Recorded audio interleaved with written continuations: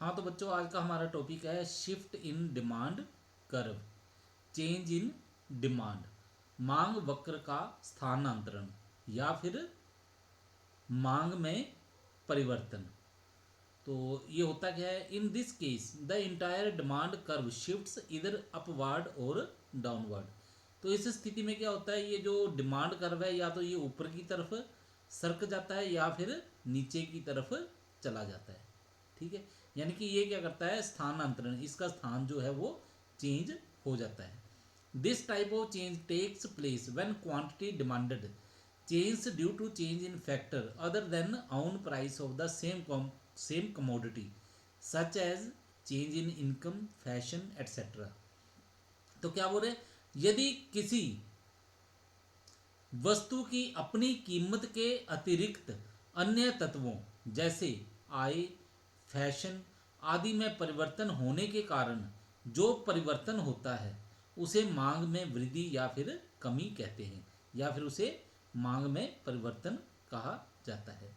ठीक है, this type of change में भी ये जो परिवर्तन होता है ये किस कारण से हो सकता है या कैसा हो सकता है। ठीक है, तो ये जो परिवर्तन होगा वो इस तरह से हो सकता है। पहला है इंक्रीज इन डिमांड। ठीक है, मांग में वृद्धि। तो मांग में वृद्धि क्या है, increase in demand means rise in demand due to change in determinants of demand other than the price of the product.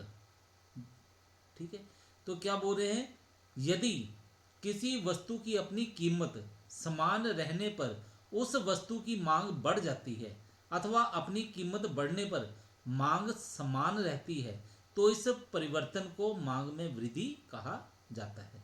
ठीक है, तो ये जो मांग में वृद्धि है ये दो तरह से हो सकती है। पहली क्या है, सेम प्राइस मोर डिमांड, समान कीमत अधिक मांग।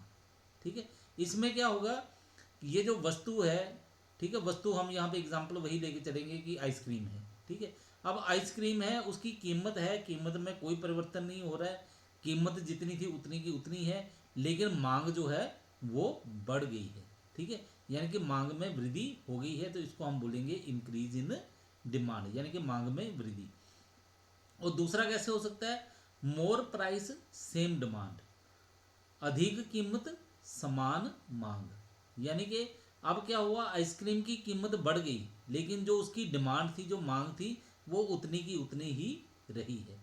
ठीक है, तो इसको हम उदाहरण के द्वारा मान लेते हैं। ठीक है, पहले हम ये देखते हैं सेम प्राइस मोर डिमांड। ये कैसे, मान लीजिए जब आइसक्रीम की कीमत 3 रुपये है तो 3 आइसक्रीम की मांग की जाती है। यदि आइसक्रीम की कीमत 3 रुपये ही रहे परंतु मांग बढ़कर 4 हो जाए तो इसे मांग में वृद्धि कहा जाएगा। ठीक है, इसमें क्या हुआ, कीमत वही रही लेकिन मांग बढ़ गई। दूसरा क्या है, कीमत बढ़ गई लेकिन मांग उतनी की उतनी ही रही। तो इसमें मान लो कि आइसक्रीम की कीमत जो है वो है इस समय 3 रुपये और जो इसकी डिमांड है वो कितनी है, 3 इकाइयाँ, यानी कि 3 आइसक्रीम मांगी जा रही है। पर कीमत जो है वो बढ़ के हो जाती है आइसक्रीम की 4 रुपये। ठीक है, लेकिन मांग जो है, मांग फिर 3 की 3 इकाइयाँ ही रह जाती है। तो इसको हम बोलते हैं मोर प्राइस सेम डिमांड, और जो इसका रिजल्ट हुआ है उसको हम बोलेंगे मांग में वृद्धि। ठीक है, तो इसको हम एक सारणी के द्वारा और एक चित्र के द्वारा समझ के देखते हैं कैसे है। ये देखो, इंक्रीज इन डिमांड, तो ये है price of good x. Good x क्या है, वही आइसक्रीम, मान लो कि आइसक्रीम की कीमत दी गई है रुपयों में और क्वांटिटी डिमांडेड यूनिट, और जो उसकी मात्रा मांगी गई है वो है इकाइयों में। पहले तो एग्जांपल हम ये लेते हैं सेम प्राइस की, कीमत कितनी थी, 3 रुपये, डिमांड कितनी थी, 3 इकाइयाँ। ठीक है, 3 आइसक्रीम मांगी जाती है। आइसक्रीम की कीमत अभी भी 3 रुपये ही रह गई लेकिन डिमांड जो है आइसक्रीम की वो हो रही है 4 इकाइयों की, यानी कि 4 आइसक्रीम मांगी जा रही हैं। तो इसको हम बोलेंगे सेम प्राइस मोर डिमांड, और ये जो रिजल्ट बना है इसको क्या बोलेंगे, इंक्रीज इन डिमांड। और दूसरा कैसे हो सकता है, मोर प्राइस सेम डिमांड। इसमें क्या है, अब आइसक्रीम की कीमत कितनी है, 3 रुपये, और मांग कितनी है, 3 आइसक्रीम की। लेकिन अब क्या हुआ, आइसक्रीम की कीमत जो है वो 3 रुपये से बढ़ के हो गई 4 रुपये, लेकिन मांग कितनी की जा रही है, वो अभी भी 3 आइसक्रीम की मांग की जा रही है। और ये जो निष्कर्ष निकला, नतीजा निकला, इसका रिजल्ट है, इसी को हम बोलेंगे इंक्रीज इन डिमांड। ठीक है, तो इसे हम एक डायग्राम के देखो द्वारा भी दर्शा सकते हैं। ये देखो इंक्रीज इन डिमांड, यहाँ पे वाई एक्सिस है, यहाँ पे हमने प्राइस लिया है, आइसक्रीम की कीमत ली है, और ये जो एक्स एक्सिस है यहाँ पे हमने डिमांड ली है इकाइयों में, आइसक्रीम की कितनी इकाइयाँ जो है वो मांगी जा रही हैं। तो ये देखो, ये जो पहले वाला कर्व था ये था ए बी, ठीक है, ये डिमांड कर्व था। ठीक है, यहाँ पे क्या था, 3 रुपये कीमत थी और 3 आइसक्रीम खरीदी जा रही थी। ठीक है, लेकिन बाद में क्या हुआ, कीमत जो है वो 3 रुपये ही रही, लेकिन आइसक्रीम जो है 4 इकाइयाँ मांगनी शुरू कर दी। तो इससे अगर कर्व बनाया जाए तो ये जो सी डी कर्व बन रहा है ये क्या हो गया, ऊपर की तरफ शिफ्ट हो गया है। ठीक है, इसी प्रकार फिर मान लेते हैं कि कीमत जो है 3 रुपये थी, आइसक्रीम मांगी जा रही है 3 इकाइयाँ। अब कीमत जो है बढ़ के 4 रुपये हो गई, तो आइसक्रीम कितनी मांगी जा रही है, वो अभी भी 3 इकाइयाँ ही मांगी जा रही हैं। और ये जो डिमांड कर्व बना है सी डी, ये क्या है, ये ऊपर की तरफ शिफ्ट हो गया है।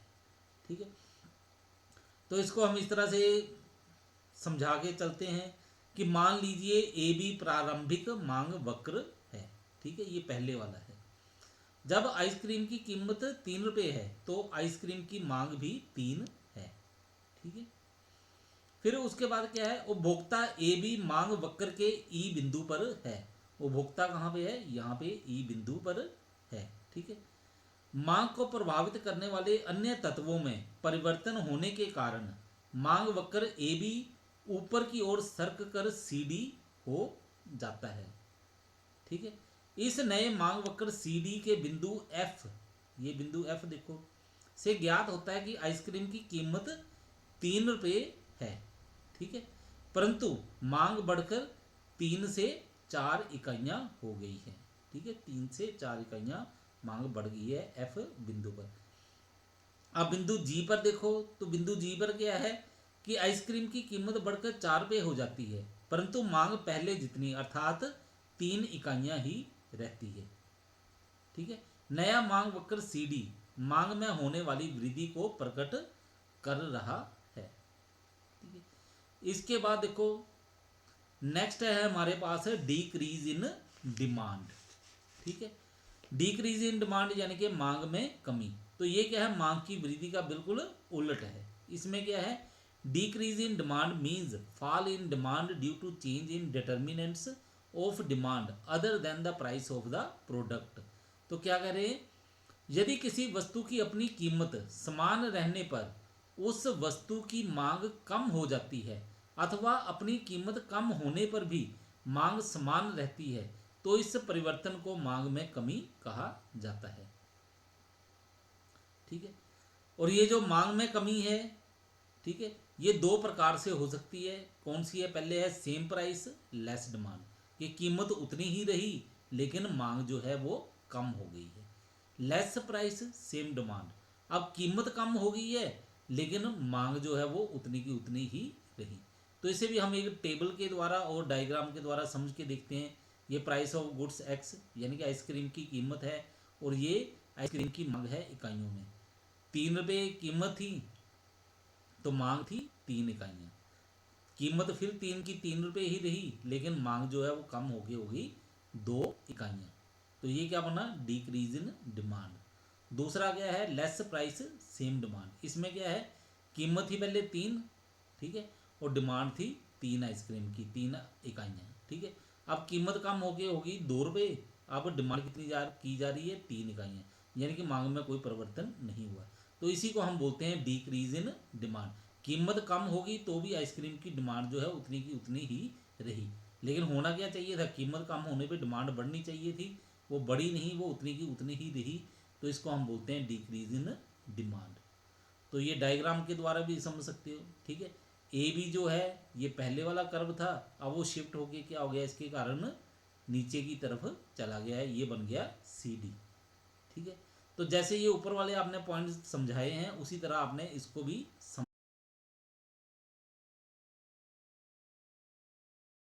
ये जो इंक्रीज इन डिमांड में समझाया था इस कर्व को, आप यहाँ भी इसको इसी तरह से समझा सकते हो।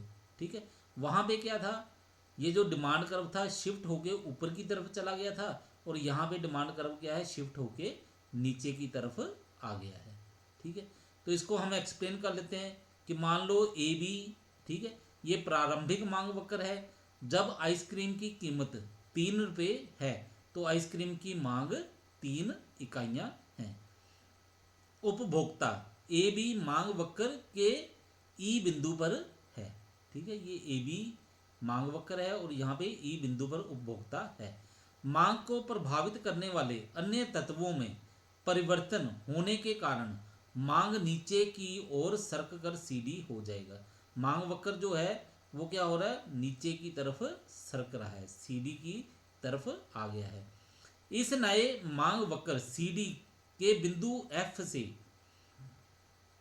ज्ञात होता है, ये जो नया बिंदु है ये वाला है एफ है। ठीक है, ये नीचे चिपक गया इसलिए पता नहीं लग रहा है, ये वाला जो है यहाँ पे एफ बिंदु है। ठीक है, ज्ञात होता है कि आइसक्रीम की 3 रुपये कीमत पर मांग 3 से कम होकर 2 आइसक्रीम हो गई है।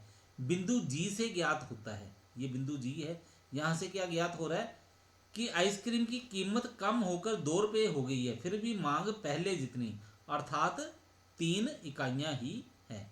नया मांग वक्र सीडी मांग में होने वाली कमी को प्रकट करता है। तो संक्षेप में, जब किसी वस्तु की अपनी कीमत के अतिरिक्त अन्य तत्वों में परिवर्तन होने के कारण मांग में परिवर्तन होता है तो इसे मांग में वृद्धि या कमी कहते हैं।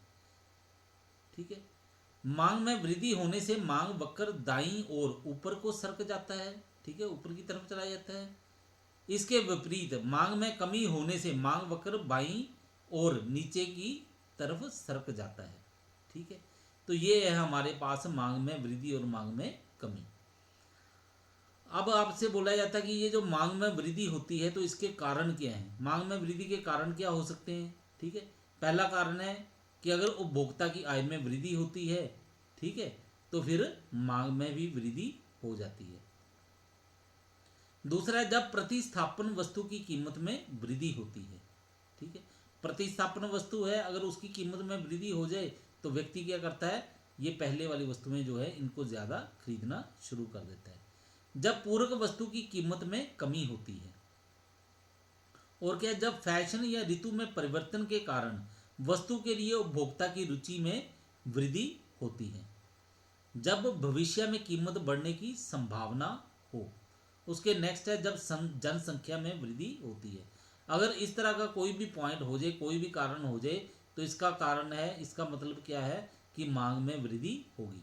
अब आपको कहा जाए कि मांग में कमी के कारण क्या है, तो आप ये जो भी आपको पॉइंट बोले आप इसको उलट लेके चल पड़ो तो आप बता सकते हो कि मांग में कमी हुई है। तो मांग में कमी होने के कारण क्या है, पहला कारण है जब उपभोक्ता की आय में कमी होती है।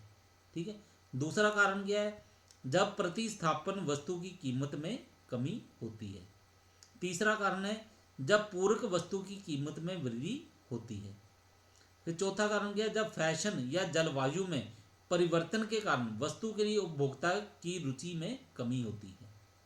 और क्या होगा, पांचवा पॉइंट है हमारे पास, नेक्स्ट कारण है जब निकट भविष्य में कीमत कम होने की संभावना हो।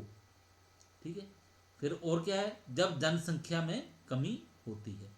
ठीक है, तो ये कारण है जिनके कारण मांग में कमी या फिर वृद्धि होती है।